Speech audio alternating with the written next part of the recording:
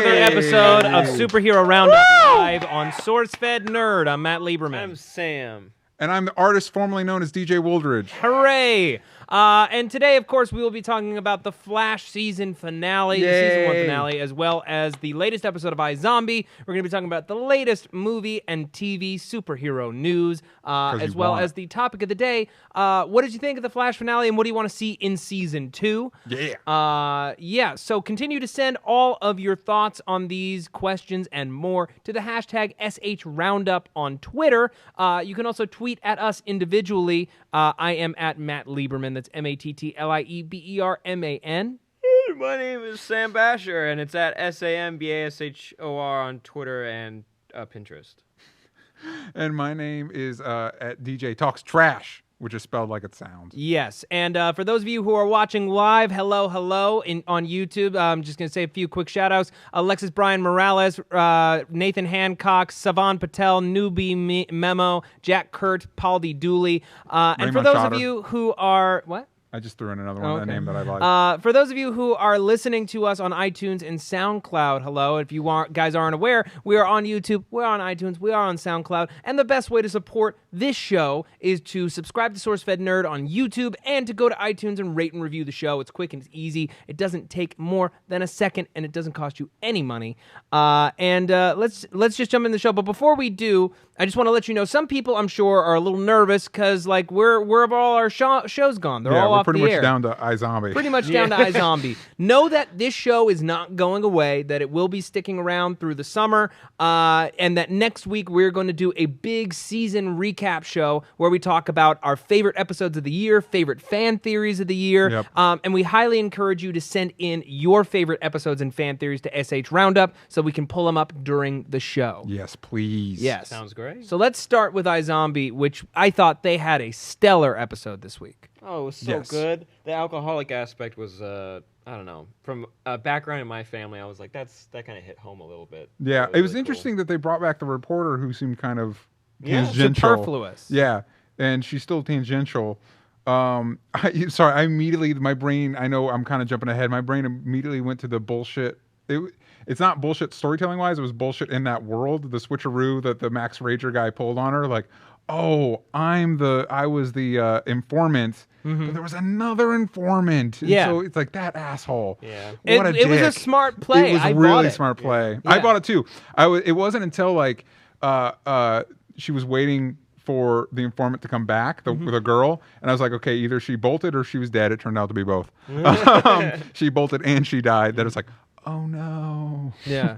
You made a big mistake. No, I love it when, especially because she's dealing with the death of Lowell. Spoilers. I mean, you should know if you you're should watching know if you're it. watching the show. Then you're watching it. If not, then iZombie is not shit. Zealous Prism says iZombie is shit, and sorry. Hiyokami says, who watches iZombie seriously? You guys, if you're not watching the show, you're missing out on a quality piece of entertainment. Definitely. Yeah, like we've reviewed some stinkers on here. Like Gotham is a huge stinker that we wasted our time on. Powers was mediocre. Shield had bad episodes. Even Arrow had a bad episode or two. Yeah, but this show has never had a bad episode. Yeah, I was going to say that I think of the shows we reviewed, this is in part I think benefited by the fact that it's 12 episodes. It is the most consistent show we've reviewed. Yeah. Easily. I would say fun. so. Yeah, it might not reach the heights of some of the other shows, but it's definitely the most consistently good, and it's done a really cool trick by getting better as the season's gone on. So yeah, check it out. Every week the show improves, and I think it's all available on Hulu Plus right now. Yeah. So you should definitely go and check it out if you get the chance. So Lowell was shot in front of Liv last week. Yep. I don't know that she's ever seen someone that she loves die in front of her, especially when it's her fault. So and it's especially pretty graphic too. It's not like it was rough. Yeah. I honestly, what I loved most about this brain choice and this effect on her choice is when he told her that this woman was an alcoholic, she's like, good, I want to be at the bottom of a bottle. Yep. She is a flawed character. She is kind of self-destructive, and in this moment, she wants to self-destruct. Do you see, I've wondered about the fact that she eats these brains and it changes her personality, does that make Liv kind of a cipher? Like, do we really know her as well as we know the other characters? About that because you guys were bringing. But you brought up the good point about being self-destructive, and I just wondered what you guys thought about that. No, you're bringing that up in previous episodes that you don't really get to learn about that. You get to learn about all the other characters and they're developed and they're like rich and everything. But then she comes up and she's just so fluid. But I like that was like at least a glimpse into seeing who Liv is instead of being a reflection of others. Knowing these other characters, like I fall more and more in love with Ravi every episode. Yeah, like when he's like, I'm not gonna sign this until the way he handled her emotional turmoil was just pitch perfect because he's very comforting, and then at the point where he couldn't be anymore because she was being very self-destructive with the alcoholism, he became very sarcastic. Yeah, I just thought it was perfect. Yeah, I love how he's played. I love how he's written. Every character, there isn't a character on this show that I don't like. Exactly. Like, and with the exception of Peyton, who I like, but she's just never used almost for anything. Non-existent, which is very. I would like to see this show do more with that. Yeah, I agree. Like kind of like how. I mean, Eddie didn't really serve a role on Flash until like he found out what was going on. He was just kind of there and an obstacle for Barry. Just like, I don't like this guy. But I thought it was very strong overall, and I like that we're building this kind of tangential conspiracy. We have the immediate threat of the Candyman and of Blaine and of the zombie army that's growing. But I wonder, does the Max Rager guy played by Steven Weber, who I adore? I love him too. He had a great cameo. I don't know if you guys saw the first episode of this season of Community on Yahoo. No, not yet. But he has a cameo in it that's fantastic. Oh, cool. Great. Oh, no, he's on Psych too, which you guys should check out on Netflix, and he was on there too. He was the villain on the last season of Helix, which just got canceled. I'm glad he was on. He was on all these shows that I didn't know, but the last time I saw him was on like Wings. What? Oh yeah, you skipped a few shows. Yeah, I know. Watch any of that? He's been working ever since then. Yeah, I didn't know. 1990. You didn't see the movie adaptation of Reefer Madness? No. He and I great. just travel in different circles. Yeah. Taekwon Girl on the chat says Robbie is turning into the best sidekick ever, and I agree. Yeah. What were you saying about the Max Rager though? I wonder if he has no idea what it's doing or if the zombie thing is deliberate, because it seems like he's aware that it can cause psychotic breaks, but not that it causes people to turn into zombies. He's just concerned with his bottom line. Well, apparently we discovered it only creates zombies when connected with the other drug. With tainted utopia. But I do like the Max Rager angle because it reminds me of Sunset Overdrive. Yeah, it does. Where all the monsters were created by the energy drink, and it's just a fun addition to the show, and it expands the world. I think it's a fun modern twist on the zombie genre.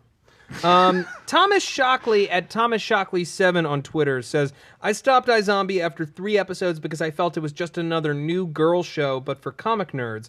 Oh wait, #Supergirl. I don't quite understand your tweet. I do appreciate you dissing a good show because of a preview for another one? But the comparison of the two, because I feel like people are reacting on the Supergirl trailer. So anyway. Yeah. We did that last week. You should check out last week's episode.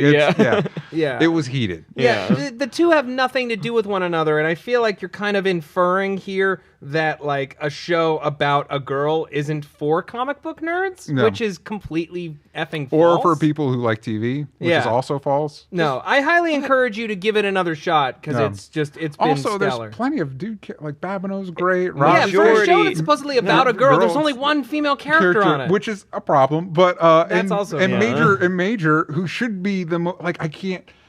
If I ever write a show like Flash or something like that, where you have a love interest, I'm going to look at Major as the example on how you handle a love interest in that, because you give them things to do. He's my second favorite character behind Robbie. He's so great. And again, rational people doing rational things.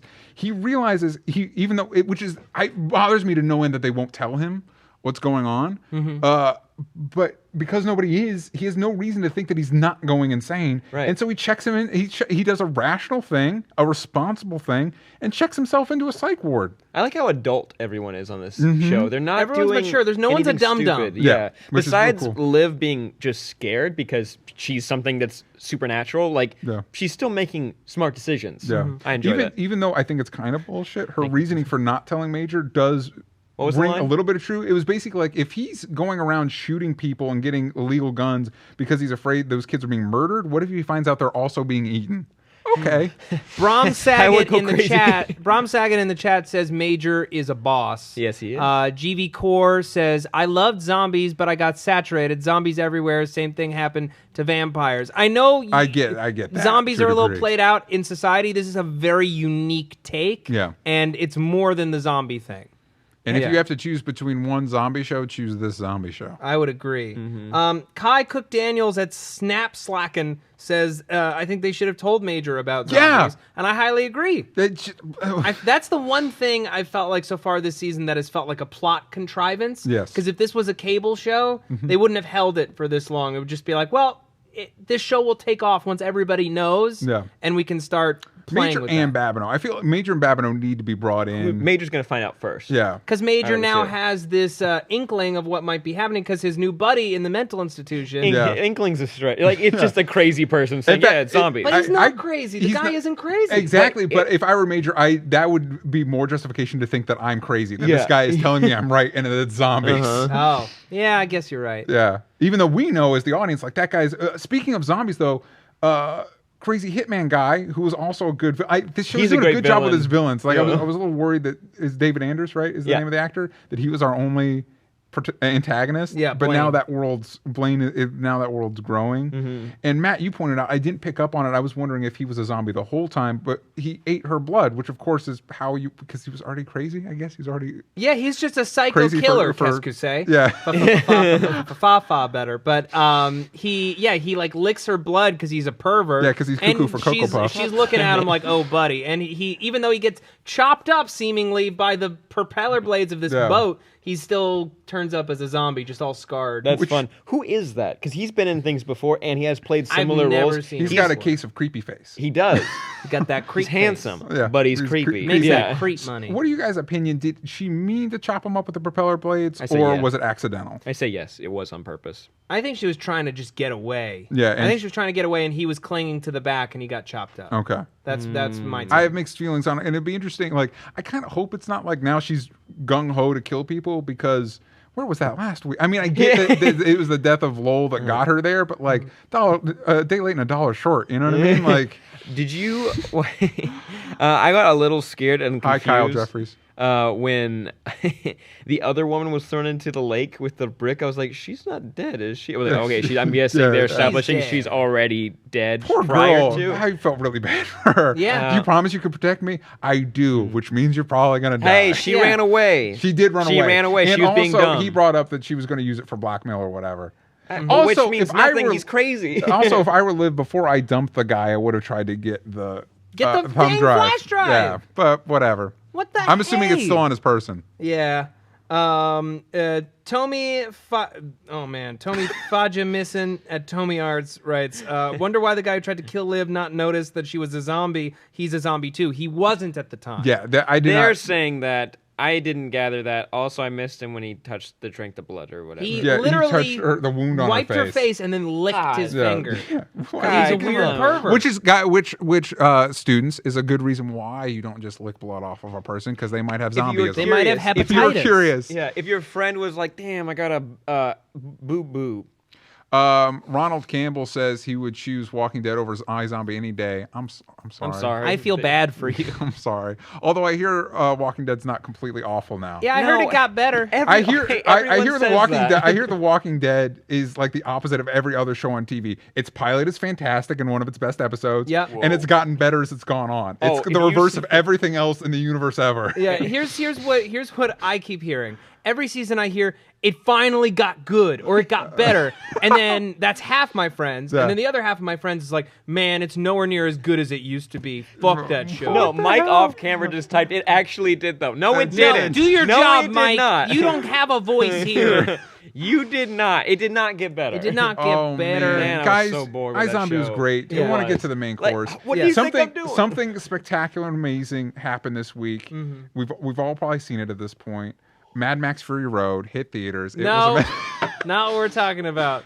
We were The talking Mad Max about Fury Road is good, though. We're talking about the Flash finale. So send us your tweets on that. We already have a ton. Yeah. Yay. But I don't know about you guys. I enjoy this show, but I feel like when I express that to people, because some people are judgmental assholes, I feel like I need to qualify that.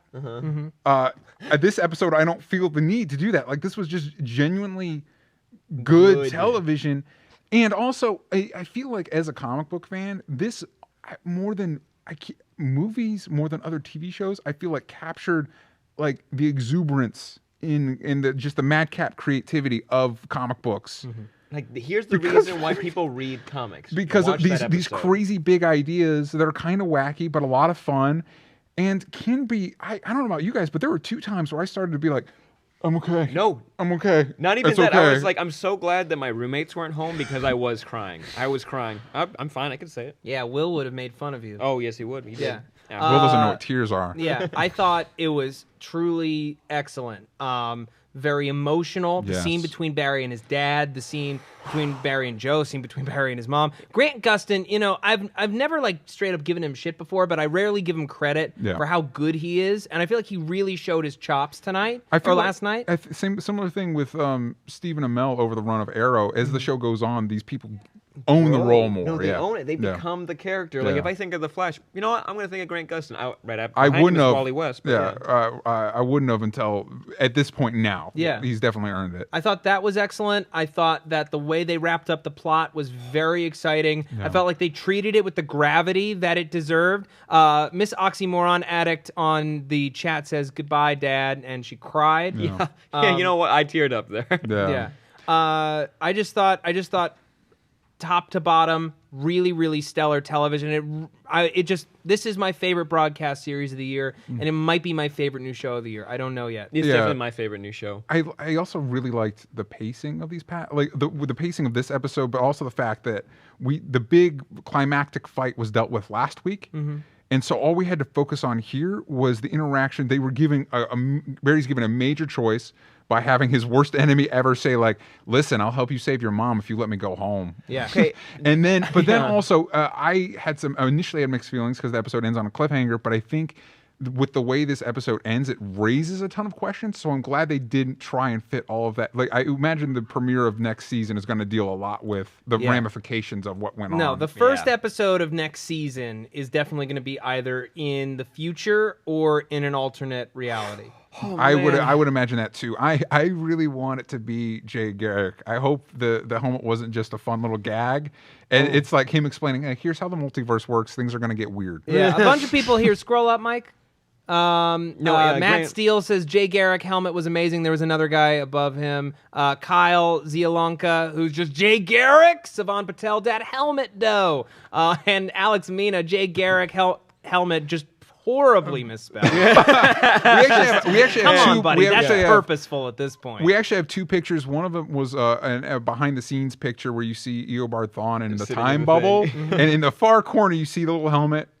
And then we actually have another picture of a close-up of the helmet. And I actually like the bit, like, it shows how, I actually felt like it was a good way of showing kind of the stakes, because the helmets will go sliding through and they're like, what's that?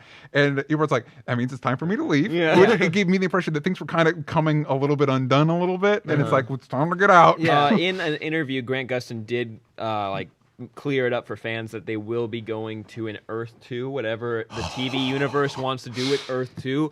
That's amazing. Yeah. So we will get Jay Garrick at some point, but that also means multiverse. So maybe at Earth 3, so like Johnny Quick. If we got a Johnny Quick, Evil Flash, Evil Flash is the coolest besides the Flash. He's awesome. He's insane. And also it opens up so many doors, because hypothetically, even though they just admit, Phil Lord just talked this week that the movie Flash will be Barry Allen, that does not necessarily exclude the fact that the movie characters could cross over with the TV characters through some sort of weird dimensional thing, which would be a lot. Well, and I said this earlier, if they went to a multiverse where Barry's dad was the Flash, so it was a throwback to the 90s CBS show. And he was wearing the old school costume. And they have he's against the Trickster. Yeah. Why not? It's an old Trickster. That would be amazing. Well, it's funny because in the Spider-Verse event, spoilers for the Spider-Verse event, spoilers, mute real quick, there is a Spider-Man that is, spoilers, Uncle Ben.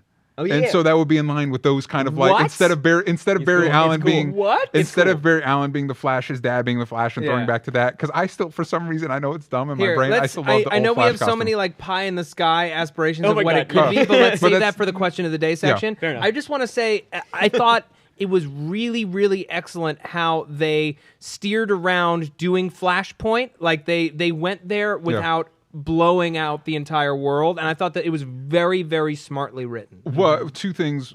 One, how crushing was that scene with his mom, where he gets waved off by older Flash by himself, and so he just sits there and he has to listen to it, and then he goes there and he gets some closure in the sense that he gets to tell his mom, like, Mom, I turned out okay, but geez, I know. Obviously, East Coast, West Coast time zone change. It was way later, and where my parents live. But I wanted to call my mom and be like, Mom, I want to. But I actually have a theory to why, and it's crazy, and I don't think this is what they're going for. But I have a theory about how Future Flash knew to wave him off. That Future Flash is the Flash from the comics and has existed through Flashpoint, so he knows, like, hey. Don't. Oh, and so clever. It was his way of preventing Flashpoint from happening. It's like, wait, I've seen this before. That's just fun for me. I don't know if John's had fun and just like, you know what? Go for it. Why not? That's just my fun theory. All right, we have a tweet here, and it's the main thing that people want to know about. And right now, there have been 51 new tweets since it last updated like a minute ago. Mark Whitaker at MarkW1994 says, because Thawne never existed, shouldn't the story revert back to the original timeline with Nora and Wells alive in Flash 2024? Theoretically, yes, but it's a paradox. Yes. It's a paradox, and oh man, I had it in my head so clearly before we did this show. Well, while you're thinking about it, I think they stopped the wormhole successfully. Yep. Then that's the other scene that I lost my shit, is when Eddie shot himself. Because you know what? We should have expected it. We should have expected it. You know what's better? Yeah. Somebody tweeted me because they forget that they're on a different time zone, that like, Eddie pulled a Merlin, a Tommy Merlin. So I knew going in and then forgot. And then when it happened, I was like, oh my gosh. But Eddie's line like, I guess I get to be a hero. But anyway, your hero. That reopens that. I'm assuming that is the paradox, and I'm assuming most of the paradox stuff will be unpacked in season 2 and premiere. Him being a paradox and getting sucked into the wormhole, that's how he becomes Zoom, right? I don't know. Although we do know that he has to come back, because you don't, in a comic book universe, you don't get sucked into a wormhole and then vanish forever. Like you're coming back. You come back and it's a big surprise. And in real life, that's how it works. It's in real life. If you get sucked into a wormhole, that's science. Jerome King wants to know, how will this affect Arrow? We Probably don't not at know. all. We don't know. Probably it not won't. at all. It can't. The time travel things will affect next season, but we'll get to that later. Really quick, my favorite segment on this show, Sam has a point. If you're gonna kill your great grandchildren, you don't need to shoot yourself in the chest. You just need to shoot yourself in the junk. Sam has a point. But at that point, wouldn't you rather? I'd rather. You said you'd rather die. I'd rather die. Like, do I want to? Or you could just. There's probably a way that you could get vasectomy or something. Yeah, but I mean, if you're in a pinch, you're not gonna go get a vasectomy. Like, oh God, hold doctor, on. I need a vasectomy in a pinch. Brian Whitkid TGS says Cobalt Blue. Yeah, people keep shouting Cobalt Blue in the chat. There was when the little blue battery thing that like he used to power up the thing. They thought that he was gonna use it on Eddie to create Cobalt Blue, but like that didn't happen. Yeah, I don't know. We did get to see when Flash was traveling back in time. We did get to see a flash of a couple of instances, because Eddie Eobard's talking about it as he's doing it, like he's future alternate realities. Right. We see one where Barry's in handcuffs. Yeah, he's in Iron Heights prison. Yeah. Ooh. We see the Flash Museum. Yes. How did you guys just get excited? Because when I missed that. I missed that when it flashed by. You did? The one that stuck with me though was Killer Frost. Yeah, was Caitlin and Killer Frost. Although, like when I saw her, I'm like, that's not Danielle Panabaker. It doesn't look like her. And everyone's like, no, it's her. It is. And I guess it is. We actually have a picture of it. I think it looks like her. As it's Killer just that Frost. wig and the eye makeup make her look completely different. I liked it. Oh, did you guys think when Firestorm Robbie gets shocked? I was like, this is why he's not in Legends of Tomorrow, and this is why she becomes Killer Frost. Like, I thought after they had the wedding, that was the only part of the episode that kind of sat weird with me. Was like, do we have time? I guess we do, because there's not a ticking clock till it goes back in time. Yeah, but like a wedding, we need to discuss Caitlin in this episode. Because she gets almost no dialogue. Yes. One of the only lines she gets, she is a scientist. Line. Yes. She doesn't know what a singularity is. She's one of the smartest people on the show, except apparently when it comes to singularity. There was a review I was reading. It was and isn't Joe in the room? Yeah, Joe's in the room. Why didn't Joe ask? But there was this review I was reading. It was We've learned that Joe's kind of dumb when it comes. Joe went to school or watched one sci-fi show in his life. Yeah. Don't ask that question. Oh, we all know brother. what a singularity is. And she definitely And we're does. stupid. Yeah. We're so stupid compared to Can you. we move on to something more positive? I really like the scene with good lord, I'm Okay. sorry, the other part of Firestorm. Oh, Martin Stein. Professor Martin Stein. Stein. One where he does the wedding. It's like, oh, my dad made me become a rabbi. That was so cool. But when he's talking to Eddie about, it's a very meta moment because it's like, you're the only character in here. I know Eobard shoved it in your face, rubbed your nose in it, said you don't matter, but that actually means you matter a lot because you're the one person that doesn't have a great destiny. No, actually, it's you weren't in the comic books. You weren't in the comics, so you can you want. Do whatever you want. It's like up its own Michael asshole. when you Pickard, say just that. one last thing about Caitlin and Robbie. Yeah. Is Michael, Ronnie Raymond. That's the name of the character. I'm sorry, guys. Michael I'm sorry. Pickard at Pickard Your Nose says, I guess you can say that Firestorm and Killer Frost will have a steamy relationship. That's good. in That's the fun. last season Also, too? people like Alexis Brian Morales are pointing out Vibe and saying Vibe. That was a great reveal. Yeah. I love, because we can all be honest, both Arrow and Flash are made up of a lot of pieces that we've seen in a lot of comic book stuff before. Barry's very similar to Peter Parker, a lot of stuff like that. But the way they are able to twist things, and also the fact that these shows have a very long memory, and what we thought was just a storytelling shortcut of Cisco remembering the past, is not. No, it's not. That made me feel That's so very much better. smart storytelling. No, because that was And it was- one thing. That was my biggest kind of gripe of the season. I'm like, that's not fair. Yeah. That's not fair. Like, why is everyone gonna remember it now? Yeah, but it's actually his connection to the vibrations of the universe, which Okay. yeah, well, but that's actually is part of Vibe in the new Oh, it is? 52. Yeah, it wasn't really before the new 52, but now in the new 52 because they tried really hard to make him cool. He is kind of connected to the vibrations of the universe. Like and Quake. Sure, So yeah, it's not a all bad. like- permutations of the character, he was a metahuman, not technologically enhanced. Yes. Okay. That's Yeah, cool. it's always been genetically powered, and so I'm interested. And also that scene was really, any scene with Cisco and Eobard is really fascinating. Eobard's so fascinating when he's telling Barry at the beginning, like, I hated you, But now I love you. but now I had to raise you. I think he's so complex. He's got to be the most complex of all that universe's villains. Yeah. Okay. And Merlin Did exists you in that want universe. him to go to the future? I wanted him. Yeah, I I wanted I him don't to know. go. escape. Honestly, No, after the mom death, if it's like if I was Barry, I would murder the fuck out of him. And then you get that triumphant moment, the bubbles go through and Flash jumps out and just smashes the smash. bubble, which means how is it able to travel through time if you're able to punch it apart? But whatever, I don't care. It was so awesome. Punches when you're him in the traveling face. that fast, Yeah, you and- can break anything. And it's also interesting that he's still not powerful enough to beat Reverse Flash. Reverse Flash is still fast. Somehow. Yeah. He's just more experienced. Yeah. Let's go with that excuse. We had a comment here in the chat that was about the final moment of the episode. Which I thought was really, I liked it a lot. Look at that Yeah. CGI budget. You know what? Where did that money come from? The CGI, and we're more. seeing buildings crack in half and be sucked up into a black hole. And I don't know, maybe it's through There. rose-colored glasses. The CGI in that looked better than parts of the San Andreas trailer. It Yeah. looks real good. You know, I was shocked. Like, where does CW get the Phoenix money Feather writes, Lieberman, did you notice that the ending shot of the finale looked similar to the photo in the future newspaper? Wow, Uh-oh. good catch, Phoenix Feather. Yeah. No, I didn't. Yeah. Also, that photo in the newspaper is impossible. It's impossible that To be someone that took close, that photo that close. anyway Maybe while it's he's future traveling real cameras. fast. Wait. It's There- Booster Gold skeets and he flies Oh, up and yeah. he takes a shot. There was one episode where like Iris gets a picture on her camera phone Yeah. when he goes by, like, okay, all right. Yeah, sure, All right. whatever. But I like the idea that they go back to the pilot and they say it's just like the tornado, except you need to go like a lot million faster, times faster. And he runs up the building and he's dodging debris, and then the last shot is him running into a black hole. But Barry, I thought you just said go run outside of it. Barry, you said go run outside. Don't go. I'm so amped for what happens next. Like, I'm assuming that leads to him wherever alternate dimension he's going. Yeah. And I'm assuming whatever he's gonna have to fix is super messed up. Yeah, no, I'm so excited. That's the first time in the show where I was like, Barry, go. I was Yeah, like holding yeah. on to him, like I was watching on my bed. I was just like, Barry, go. And then Yeah. it ended. I was like, Uh, why did you do that? Yeah.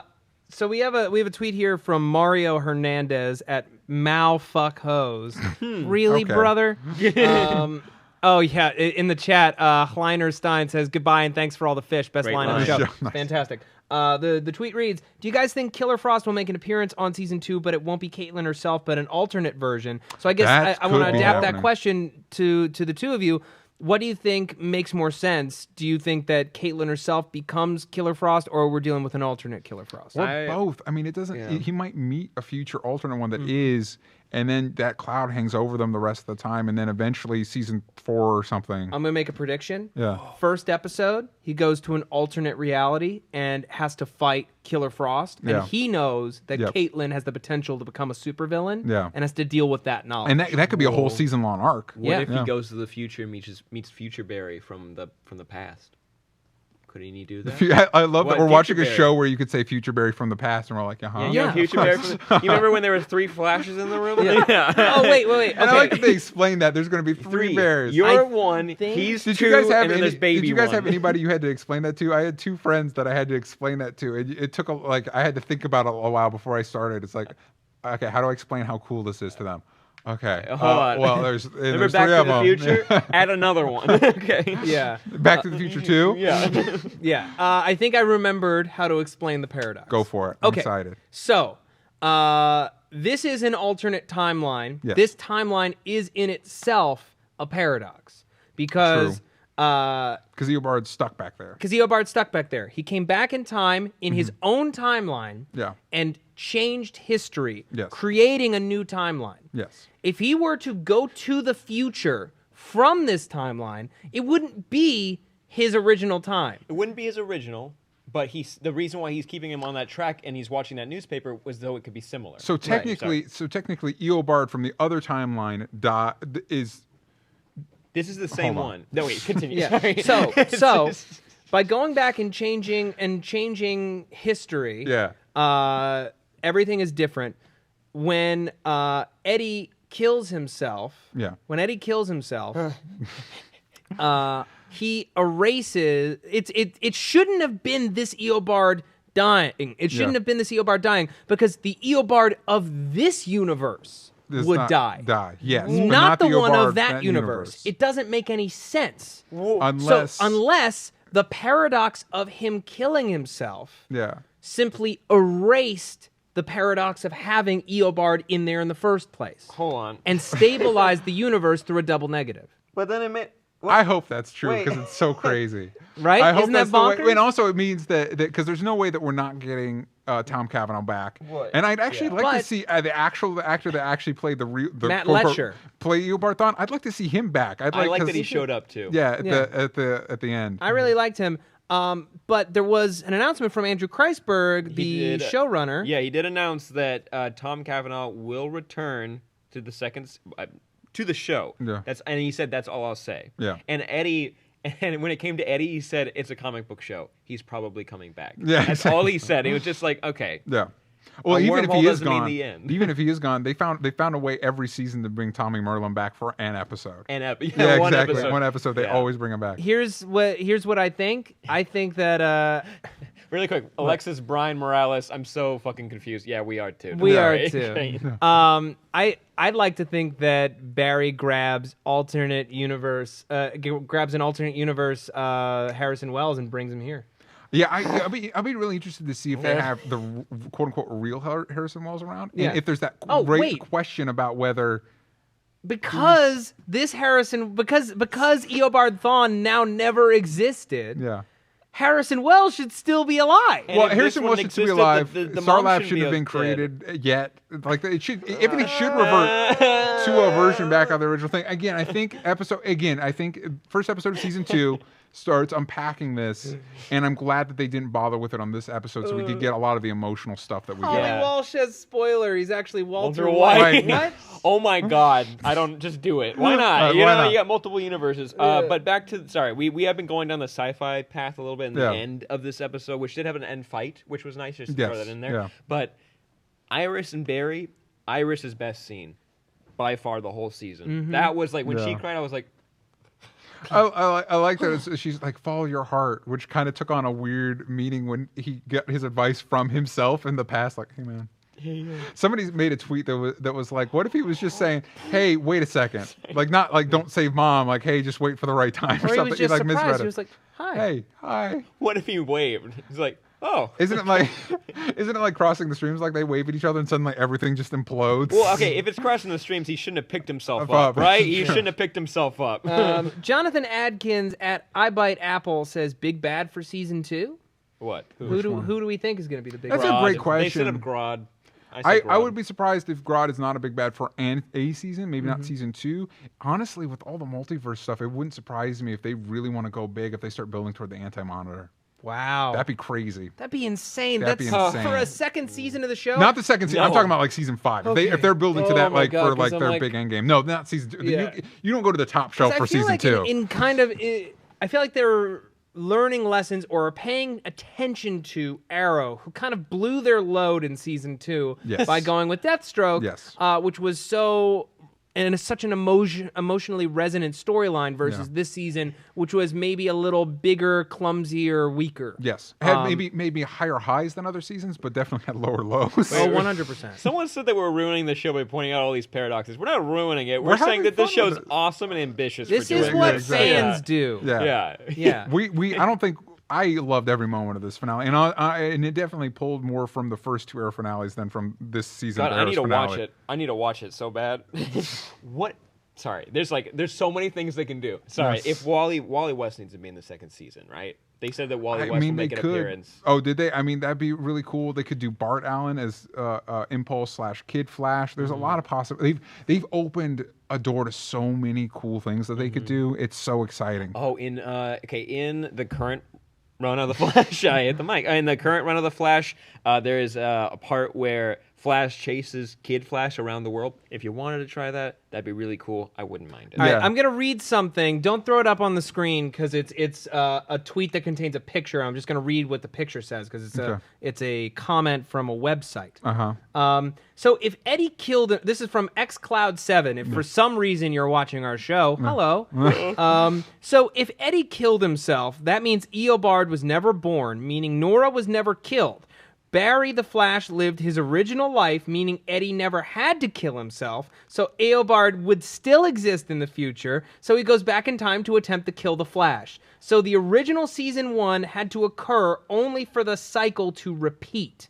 Donnie Darko? Whoa. That's Donnie Darko I'm gonna have stuff, to right? get you to read that to me again later. Okay. After the show. I think we need to maybe cool it on the thinking about it until the premiere of season 2. Guys, we're starting to run out of time. Do you guys want to go to our little season recap segment and maybe go to the question of, or did we already hit some of the question of the week questions? Favorite part of the episode. Just say your favorite part. Oh my gosh, that's difficult. It has to be when he comes back and he busts through the time when he bubble. busts through the time bubble. I never felt so amped. I've never felt watching one of these shows. Were you surprised? I was a little surprised. It was so satisfying. Because I thought Eobard was going to give. You guys wanted to at that point. Fuck that guy for killing Barry's mom. Like I was glad that Barry. I'm not thinking about that. They that. didn't have to honor it at that point. They could have just left him in a cell. Yeah. I just love how they treat this character with so much love and affection and respect. Yes. Yeah. They treat it's not like just treating the fans with respect. No. They treat the property with respect, Yes. which happens so very rarely in comic book adaptations. You can still make something good, but most people are like, well, I got to make it my own thing. No. This is their own thing, but it is very respectful of the Flash's long history. Yes. Yeah. Yes, agreed. God, this show's so good. Favorite moment? Favorite moment? Oh, okay. Then I asked a dumb question. Yeah. Okay. It'd have to be running into the black hole / his last talk with Joe saying goodbye, Dad. Because that's when I lost a little bit. Also, that got me. Yeah, that got me too. Every time I cried. Yeah. Okay, do we want to talk about some newsy type stuff and things? Favorite part? I said my favorite part's the same as DJ. Yeah. When he busts in that time bubble. If I had to pick another one, I mean, like I lost it when other Flash waved him off when he was in there.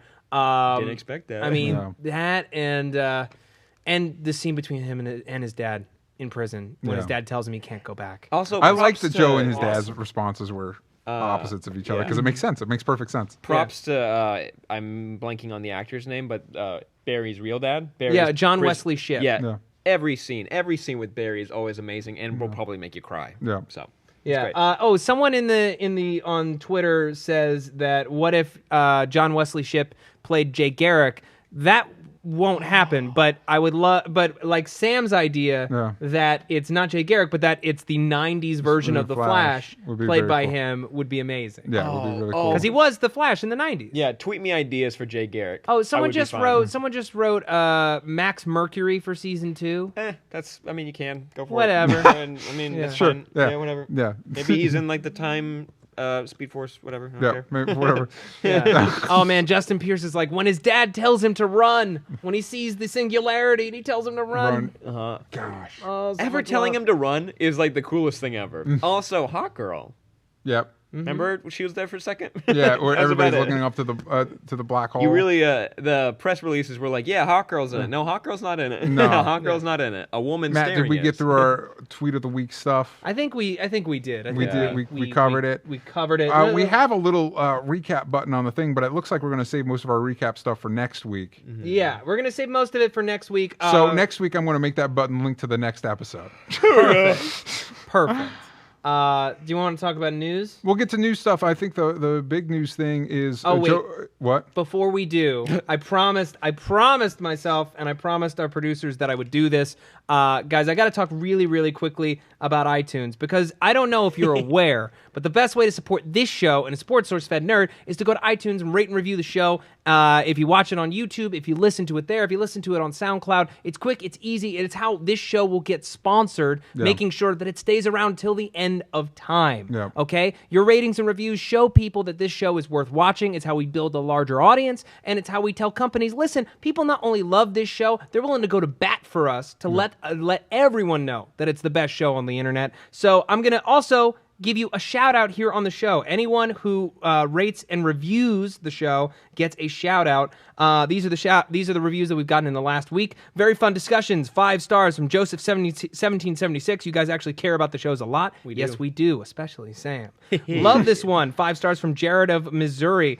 Great little podcast for fans of superhero TV shows and movies. The podcast superhero programming deserves 5 stars from writer artist 740. I like getting the perspective of a hardcore comic fan, DJ, and a hardcore TV fan, Matt. Also, Sam's fanboy spirit is refreshing and an awesome balance to the show. In short, I am a true believer in Superhero Roundup. Really enjoyable. 5 stars from Abarash523. The show's witty, intelligent, and just a fun overall listen. Keep up and listen to an awesome discussion. 5 stars from Big Mike 2612. Love this. 5 stars from Hits Me Brit. Awesome. 5 stars by Skynet. Love the format. Keep it going. Great stuff. 5 stars by Rob. 1, 2, 3, 4, 5, 6, 7, 8, 9, 9, 0. Matt, Sam, and DJ bring a lively and timely discussion of all the great comic book TV show and comic book movies. Hurrah! Hurrah! Great show. Glad I found them again. My favorite comic book TV show podcast. 5 stars from Lizzie Lou Who. Love it from Jason L. Great. Lindsay Nahorn. Perfection from Biggie83. Superhero Roundup is just something I just have to watch. Love the difference of opinions and that I agree with different people at different times. One of my must-listen to podcasts. Loving it. 5 stars from Justice and War. I usually watch it on YouTube. I've learned so much about superheroes and their mythologies. The guys and gal, when we have them, are hilarious and make the show watchable every week to keep up with the TV superhero universe and movieverse. Thank you for your ratings and reviews. Guys, I'm not going to lie. I got a little bit of a boner right now. That was really cool. And also, thank you because we were on the new and noteworthy. We're now the new and noteworthy section. And as of yesterday, I believe we were the number 16 TV and film podcast on iTunes. And I think that we can totally get all the way to number 1. There is no reason why we can't. If we mobilize, everyone is going to know Superhero Roundup and SourceFedNERD are the new kings of the podcast game. I'm fine with that. Yeah. I wouldn't be mad. Yeah. Definitely. And also, I believe that next week, for those that watch it live, we will be airing at 4:30. Yeah, we are moving now to 4:30. A lot of folks who watch it live get upset because sometimes we run over. We shoot a lot of stuff here. Sometimes it takes a little longer. We're busy boys. Now we are doing it from 4:30 to 5:30 Pacific Standard Time every Thursday so that we can not be late anymore. Cool. The big news for this week, DJ. Big news, and I think once again it will be controversial because is Joker. There you go. We Joker, got your Joker from discussion. Suicide Squad. Yeah, ASMR Deadpool, just as he said, is like Joker discussion? Joker discussion. Yeah, so I don't like Joker's outfit. Really quick, Steve and I did an awesome video about this on SourceFedNERD, and we did this segment called Nerd Rage, reflecting everyone's that bit is so funny. That bit is so great. Thank you. Yeah. It's perfect. Sam wears a Black Widow outfit. Oh man, it everything looks I great. wanted. Form-fitting. It's very form-fitting. Yeah. Made your chest look perfect. Okay. So Matt's not a fan. I'm not a fan. The silver jacket and the red shirt is just like He's a weird. pimp. He's a pimp. The shirt's just open. It doesn't look like Joker to me. Even Heath Ledger's Joker, which looked decidedly different from any Joker we've seen before, the color scheme was on point. I don't know. No, I agree with you. It was Heath Ledger's costume was so good, and he's just like this weird 90s pimp now, and the tattoos are still there. I remember in a previous episode I said, don't worry, guys. He came out and said that they'll go away, or a few of them will. Don't worry. No, they're all there. All there. I love it. I am all. If you hire Jared Leto to play the Joker, it makes sense that you position him as a glam rock Joker. Yeah. And I feel like a Bowie Joker. And I feel like again, Joker to me is such a transformative character. He's kind of like Batman. Batman in the sense that you can do a Dark Knight version of Batman and everybody will love it, or you can do a campy 1966 Adam West Batman and it still works. Joker can be so many things, and I feel like the spirit of the character is captured there, and I think they're having fun with it, which is cool. I obviously these are just images taken from set by like fans and stuff. So the movie, we haven't seen a trailer, we haven't seen any. The movie could be complete horseshit, but nothing about that says it's not Joker to me. Yeah. To me, the important stuff about the character appeared to be why not? Ha ha ha Lambo. That actually works for me. Joker is Joker. Like, he doesn't take anything serious. He's a lunatic. You're absolutely right, DJ. And in the footage that we see him backhand Harley across the face. Yeah. This is a shade of Joker that we haven't seen before in films, but this is still a very valid take on the character. There have been a lot of different shades and sides of Joker over the 70 years that he's existed. 75. Over that, 75. Yeah. Happy birthday, you crazy madman. It's like even Heath Ledger's Joker was a riff on who he was when we first met him in the earliest versions of the comics, where he was more of a grim jester than this, quote unquote funny guy or whatever. Yeah. I think that we have to see footage. We have to wait and see. I think that even if this movie's complete horseshit, at least they're swinging for the fences with it, and it's going to be whatever it is, and it's going to be its own thing. I'm trying to be optimistic. I'm really trying. I always try to be optimistic, but you're usually better at it, though. I am. I'm picking up the slack for you now, which is a strange position to be in. Yeah. Daniel Gomez writes, new segment, DJ has an even better point. Yay! It's interesting because I think when you compare the Marvel movies to the DC movies right now, and obviously DC's doing a new thing that we've only really seen the Man of Steel. That's the only real example we have of what they're doing. Yeah. But what appears to be, Marvel plays it very safe, and they hew very close to the comic book material, and they don't really edge out of that, which is good in the sense that it's consistent. It doesn't necessarily mean you'll get one. At least for me, as a movie buff, there's not a lot that blow my mind. But at least it's entertaining. You'll go out of the movie being like, "Oh man, I was entertained."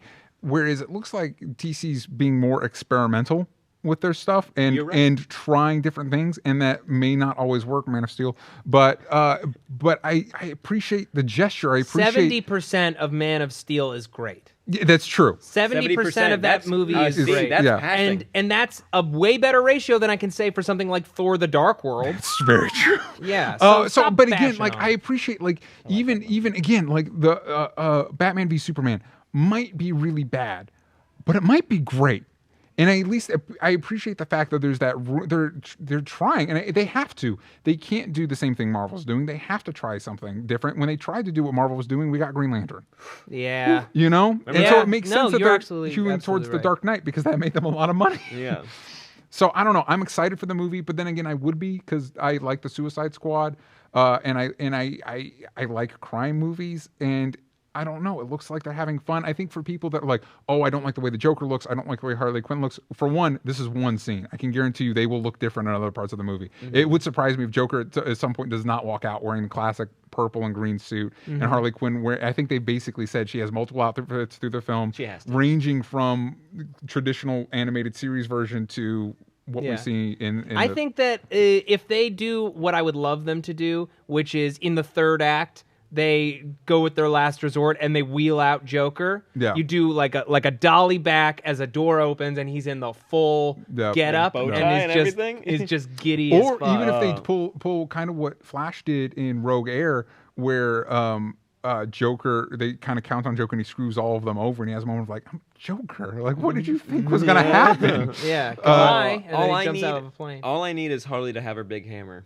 I just want that big hammer. I know it's not practical at all for this new universe they're making or whatever, but I'd like a big hammer. This movie looks loony enough that I could almost see it happening. Well, and she looks crazy enough in it that like this is definitely a realm of crazy characters. Speaking of characters, we also got it's less talked about, but we also got a picture of Killer Croc. Man, holy crap! He looks cool. Yeah, like the practical effects makeup on him is great. Top. I'm hoping, really especially good. after seeing Mad Max Fury Road this week, I hope they hew more towards practical effects because that's every really good action film does. The Fast and Furious franchise, part of what's made it so successful is a lot of those effects are done by real people in real cars risking their real lives. Yeah. And Mad Max Fury Road, I was afraid for the stunt people for most of the movie. Oh my you know god, what I mean? yeah. You know what I mean? So I'm hoping the practical effects on Killer Croc are a sign of more of that. Even, like I read this great article about a week ago, and it was about like, why is it that the CGI in Jurassic World, even though it's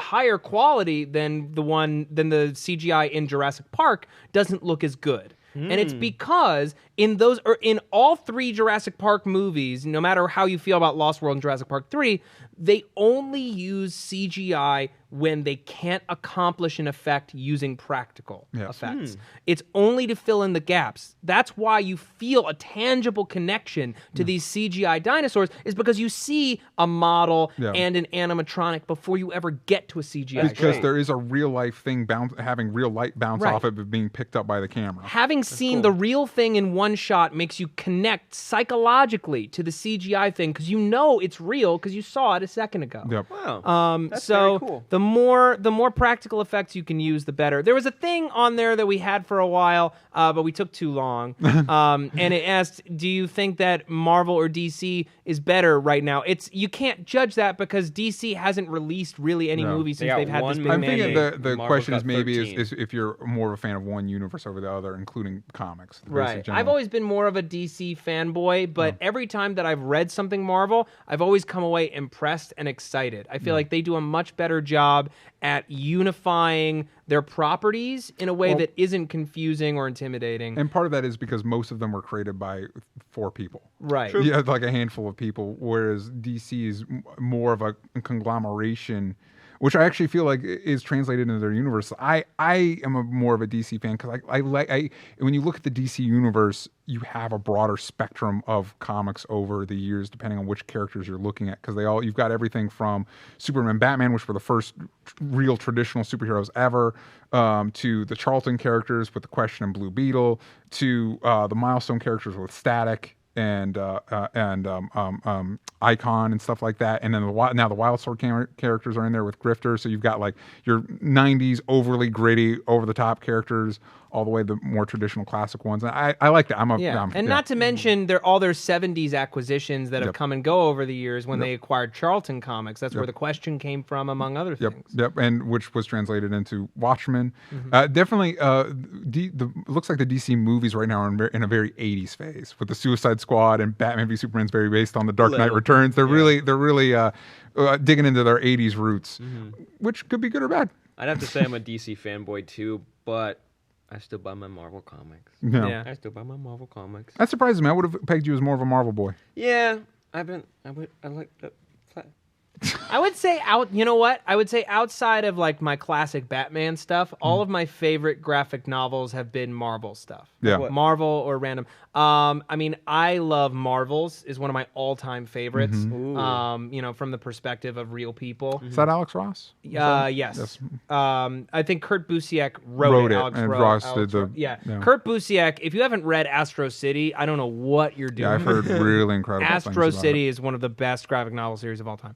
Marvel 1602, Daredevil Born Again is one of the best I've ever read, one of my all-time favorites. There's a lot of good stuff. Yeah, and I'm more of a DC guy. You got Superman for All Seasons, Brian Azzarello's Joker and Lex Luthor, pretty much everything on Brian Azzarello. I also have a soft spot for House of M. It's not perfect, but there's good stuff. It's not perfect, it's but like it's most really event cool. comics. Yeah. Good, but not perfect. Well, I know DC Unlimited. I don't know what that is. I don't know what that is. Are they talking about Justice League Unlimited? That's like one of my favorite shows of all time. It is a very good show. It is one of the best shows. I've been rewatching it. Yes. There were some set photos released from Marvel's Civil War set. With Crossbones. Crossbone looks sick. Crossbones looks sick. There was a shot released today that was Paul Rudd on the set talking to Chris Evans and Anthony Mackie. Yeah. So confirmation that he's there. It's just so weird that they're.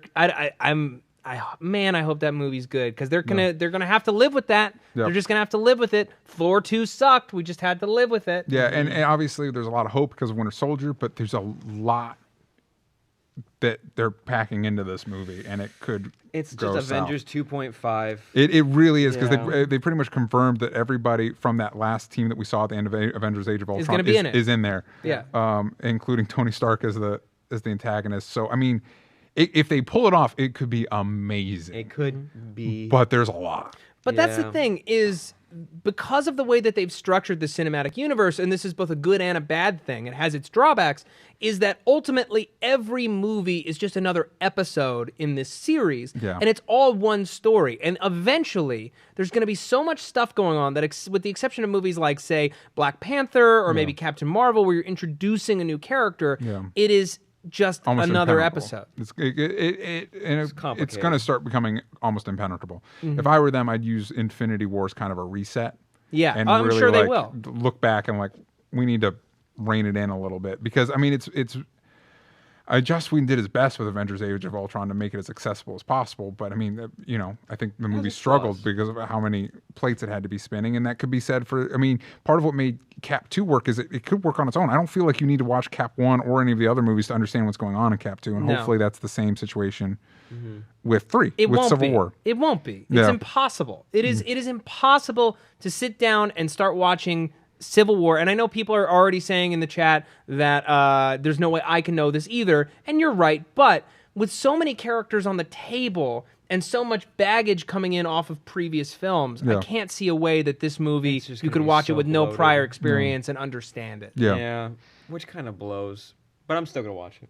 I'm kind of excited about it. I love a sequel that doesn't hold my hand. Also, Paul Rudd in the mix, I would very much like to see. Which I think is smart of them because now it adds a little bit. There's probably got to be something in the Ant-Man stinger that's him joining the Avengers or something. Or just at the very least, it lends legitimacy to Ant-Man because until this announcement, it's felt very much like a standalone, and it was designed as which a standalone. would have been nice. Again, I'm always gonna, fairly or unfairly, I'm going to resent this movie because Edgar Wright didn't direct it. Unfairly. Unfairly. Okay. All of the action sequences are things that he prevised and designed. Yes. Like those all carry over from the original script. And that's all we care about. Not really. That's a lie. Not really. That's all the other stuff. There's one little itty-bitty piece of news that Matthew McConaughey wants to be in a superhero movie, so he's been reading scripts from both Marvel and DC. I hope DC gets some. I don't know what they use him for, but Marvel's looking real hard to get him for Norman Osborn. And I think that's a waste. That's a waste. McConaughey. Would he be great? Yes, it's Matthew McConaughey. I mean, he would be fantastic. Yeah, he's Matthew McConaughey. Yeah. What would you guys cast him as? I know exactly. That's what I'm thinking. I'm like, oh yeah, he could be a good. He could be a good. Everyone's cast. I would have loved Matthew McConaughey as Lex Luthor. Yeah, that would have been intense. Yeah, as he could be a villain. Yeah, he could be a Batman villain. He could be a different. He could be a Batman villain, like a Riddler, maybe. Oh man, Joker. He's like so ageless. Like he looks almost younger now than he did 10 years ago. Yeah. Like, what if he was Vandal Savage? That'd be cool. I have to see him with facial hair. I always think Vandal Savage with facial hair. Oh god, what's the movie? Oh no, Mud. He has no facial hair. Maybe he can't grow a beard. Maybe it's no. He's had it in something. I think he has it in that new Gus Van Sant movie. Oh, okay, it's apparently not very good. I have no idea. Actually, leave me tweets about that too. Of what he'd be. A bunch of folks are saying he'd be a great Goblin. Adam Warlock, Eddie Brock, Booster Gold. He doesn't need to be Eddie Booster Brock. Gold. No. That would be a waste. That would be a waste too. No, don't be Adam Warlock. If Doctor Strange wasn't already cast, I'd say give him Doctor Strange. Give him Doctor Strange. That would be interesting. Yeah. I'm trying to think of Doctor Fate, man. Dr. Fate. Dr. Fate's one of my all-time favorite characters. Really? I would love to see McConaughey's Fate. Yeah. I'm just wondering if you could get rid of that southern drawl of his. He can. No. Maybe. Maybe. I've never seen it happen, but he could maybe do hypothetically it. he could. Yeah. I mean, he'd be good as the Question. You look at him in True Detective and the paranoid character he plays there. Don't say that to me. My heart might explode. That would be really That's cool. amazing. Also, Martian Manhunter, because I love Martian He is Manhunter. kind You know who I'd otherworldly. cast as Martian Manhunter? Who? Just being weird. The guy that played Gus Fring in Breaking Bad. Oh, Ooh, that's cool. Giancarlo Esposito. Yeah. Yeah, That's a he's great. great call. You know, it'd probably be better for like in the Arrow universe because I doubt they'd want a bigger name for the movies. But Probably. yeah. But Also- I just think he'd be good. David I S. Goyer came out and said he hated Martian Manhunter, or Yeah, somebody David S. came out. Goyer. Yeah. But David S. Goyer is not Yeah. my god. Uh, I'm not crazy about David S. Goyer. He said a lot of things, and when that thing you're talking about, that podcast he was on, he said a lot of things, and very few of them were flattering to him. Oh no, the things about just go Yeah. listen to that. Or It's don't. great. Yeah.